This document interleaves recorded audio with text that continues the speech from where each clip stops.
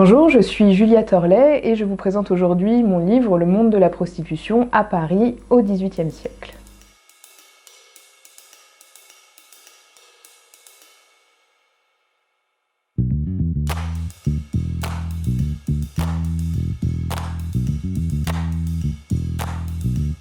Donc ce livre est un livre d'histoire qui propose une somme de travaux de recherche universitaire autour du monde de la prostitution donc à Paris au XVIIIe siècle, sachant que ce livre a pour objectif de se centrer sur l'intérieur du réseau de prostitution et non pas les relations externes entre prostitution et clientèle par exemple. Alors ce livre justement a été pensé pour répondre à un creux historiographique, c'est-à-dire qu'il y avait eu auparavant des recherches qui avaient été menées sur la prostitution et sur son rapport avec les forces de police ou son rapport avec la clientèle.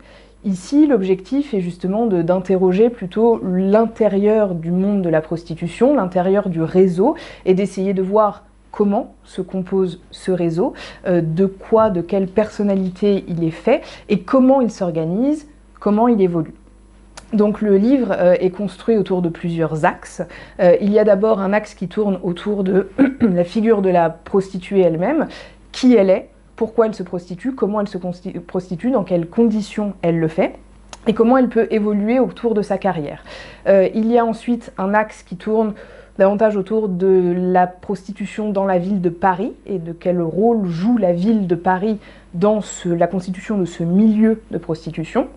Et puis il y a enfin une étude qui est faite autour de la cohésion de ce réseau, comment il peut y avoir une cohésion. Et là donc on travaille aussi sur le lien avec la police et avec le monde de l'hôpital qui, par la répression, parvient à créer une cohésion. Pour ce travail, je me suis appuyée sur plusieurs types de sources, sachant que le monde de la prostitution est très difficile à décrypter à travers les sources, parce qu'évidemment c'est un sujet qui est un sujet tabou dans la société et qui est un sujet également peu lisible dans les sources historiques. Donc il a fallu croiser beaucoup de sources, des sources multiples de nature différente, et il a fallu les multiplier. Alors j'ai utilisé des sources policières, beaucoup d'archives de la préfecture de police de Paris, beaucoup d'archives qui sont issues des procès également, des minutes de procès. Donc il y a toutes ces sources policières, judiciaires. Il y a également des sources qui émanent des hôpitaux de Paris, puisque les hôpitaux de Paris enregistrent les arrestations et donnent parfois des renseignements sur les conditions de l'arrestation et sur la façon dont la prostituée agissait juste avant qu'on ne l'arrête.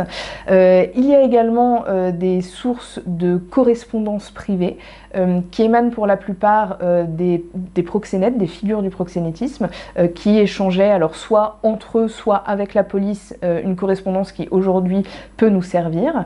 Et puis il y a enfin une autre source précieuse qui sont les témoignages des Parisiens, des témoignages assez divers, alors certains qui sont très célèbres comme Louis-Sébastien Mercier, et puis d'autres qui sont des plus petits témoignages à plus petite échelle, mais qui nous servent à observer ce monde de la prostitution. Donc ça c'est pour les sources qui peuvent être des sources d'archives, des sources imprimées qu'il a fallu croiser pour obtenir ces informations.